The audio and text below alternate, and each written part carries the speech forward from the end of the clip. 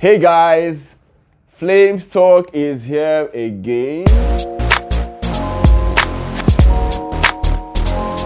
And like I told you guys, we are going to be going into another realm today. Today is going to be interesting because we have a special guest in the house.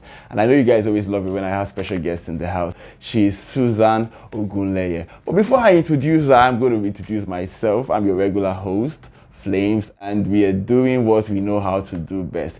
I am going to read the profile of Susan Ogunleye so that when she talks, you know where she's coming from.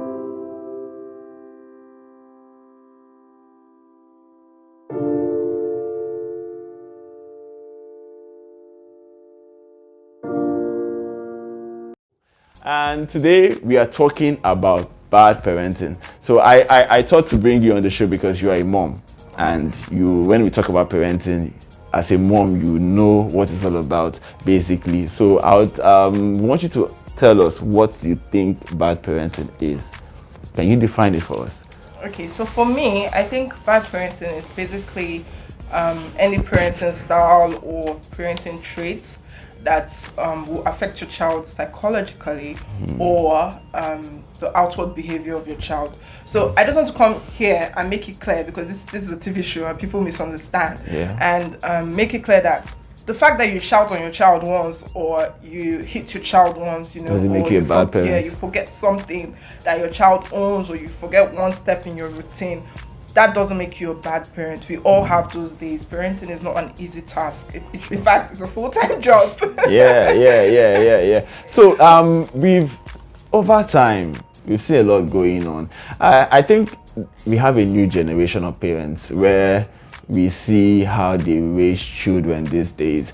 Back in the days when our parents were raising us, it was way different from where parents are doing. You'll see on social media where parents would come and then they'll be recording their child dancing to various kinds of music. Parents these days, I don't think they are very much involved in their children's lifestyle, what they watch, what they see, who they interact with, and it's affecting society at large. So that's why we have to really delve into this topic so that we could educate you and let you know that, okay, are you actually a good parent? If you're watching, what do you think are the signs of bad parenting?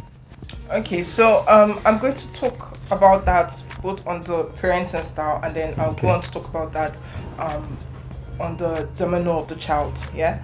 So for parents, one of the things that I can say is a trait of bad parenting is, like you mentioned, you see some children doing certain things on social media. Millennials these days are trying as much as they can to ensure that their children have freedom. Now, there's nothing wrong with that, don't get me wrong, that's actually absolutely amazing. But then you have to ensure that there's some sort of boundary for your child. So if you are over involved in your child's life and you are under involved in your child, both of them are wrong. You have to have a standard. So you have to be able to set boundaries for your child. So if you're under involved, your child is not going to know boundaries. And if you are over involved, your child is not going to be able to be independent, to do things for themselves, to be confident. Do you understand? So you have to be somewhere in the middle. So another thing I'm going to talk about is discipline. Me growing up, my parents were so strict, strict. I couldn't go out, I couldn't wear certain kind of clothes. But when I had my daughter, my husband and I made it, a short thing that, I'm trying to use millennial slang, a short thing that she had some sort of, freedom as well. Okay. So we are not too disciplined, but we are. So are you saying now that affected you negatively? To some extent. Being raised by strict parents. Wow. To some extent, okay. Yes. But at the same time, it's made me become. But don't you think that the level of freedom that your parents give you could also be detrimental at some point? Because when you are so free to do everything and they are not there to monitor you, you get to mingle with the wrong crowd. Discipline comes in. So that's why I said there has to be some sort of discipline. Okay. Not too much, not too strict, and not little discipline. So there has to be some sort of discipline, but at the same time, you can't be too strict with the child, because the child needs to also go out and explore. Yeah. And that's actually what helps you to, build creativity. That's what helps you. So just imagine, for instance, my child loves to dance and I say, oh, don't dance. I'm not going to help you build that talent because I'm being strict with you. But then if I see that you love to dance and I decide, okay, so let's go explore that. Let's see how far you want to go with that. I'm not telling you, no, go and be a doctor. It's going to cut short your creativity to some extent. Yeah. If you get what I mean. So I think that's also. Yeah, because back in the days, our parents would tell us it has to be doctor, a lawyer, or an engineer. Nothing like what people these days are doing to make money. A footballer makes 10 times more than what an average engineer makes. So I don't know why parents do not encourage their children back in the days to. That's why we are here where we are now, because we chose our own path. But affection, that's another thing. Affection. So, like I said before, bad parenting is basically when you just shout on your child once or beat your child once. But some of us, because of our busy lives or because of things going on, some of us tend to withdraw affection from our child, start to ignore our children. We don't show them empathy. We don't show them love. So that can actually cause problems in the future because your child will feel like they become rebellious. They feel like nobody cares about me. I can do whatever I want to do. In fact, as a matter of fact, I was watching Rattlesnake yesterday. Okay. Have you watched it's on Netflix. I'm going to check it out. I was watching Rattlesnake yesterday, and the main guy, he killed his mom. He killed his mom and his uncle because his mom and his uncle killed his dad, and they now went to the other kids and left him. So he was neglected. And so he came to the city when he was older and finished school and didn't have anything. And he ended up, one of his friends needed money, and he said, let's go rob my mom. And when he found out that they killed his dad, he killed them, and that's how he entered robbery. So you see, things like that can actually end up affecting the psychology of your child, because you're not showing them love, you're neglecting them. So as much as you can, you have to try to be there for your child emotionally.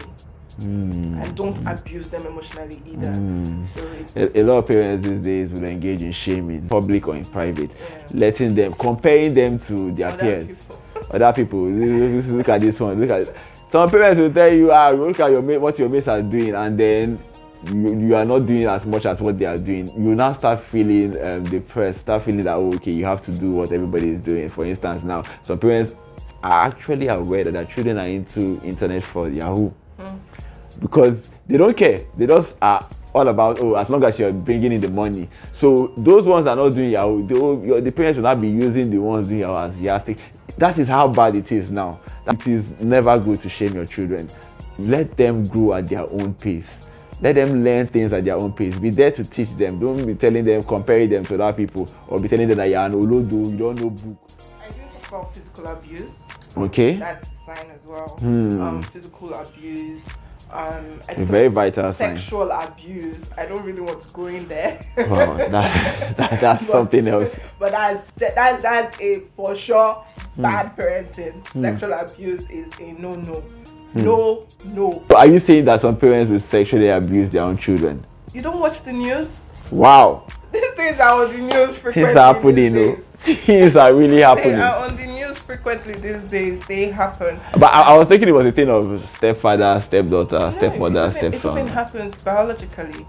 And they tend to then threaten the children. It's happening in this country a lot, and it's a really, really negative thing. And that's one of the things that when they grow older, you see them being a little bit promiscuous, especially for women, because they feel like there's nothing worse that can happen to me in this area. Again, what are the effects of bad parenting? Let us use Udwak, the guy who killed a job seeker in Humoren. It was all over social media. This guy is just 20, and he's engaging in such extrajudicial killing, and it's really sad because I don't know where were his parents. How come his parents doesn't know his activity?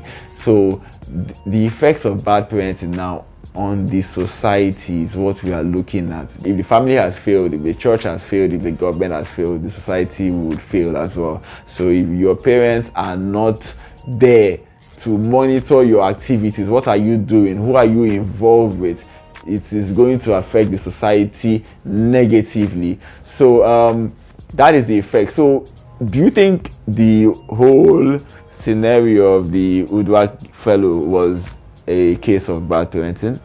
Is that an effect of bad parenting? I want to first of all make it clear that I do not think any action is caused by just one factor. Okay. So, although that could have been one of the causes, obviously we have other things, societal causes, environmental factors, and other factors that could add to building somebody's behavior. But yes, it is possible that he doesn't have parents anymore, or he didn't have the right upbringing, or he had parents that didn't discipline him, or didn't care about him, or neglected him. It is possible, and that could have actually caused him to go on the wrong path. But then I want to also make it clear that I'm not saying that's the only thing that would have caused that would have caused that. But yes, it's a major factor for a lot of people that have criminal behavior. But even the Bible says, train a child in the way he should go, and when he goes, he will not depart from it. A dog can be trained. So why can't a child be trained? But hold on, I want to say something here. Because I'm going to counter what you just said. Counter you too. Okay, so I know. Counter me first. Growing up, I knew a lot of pastor kids, like kids of pastors, that their parents, followed all the steps, were strict. They had to be in church and all of that. And when we got back to school, they were the worst of the worst. Wow. Yeah. I knew a lot, true. At least 5.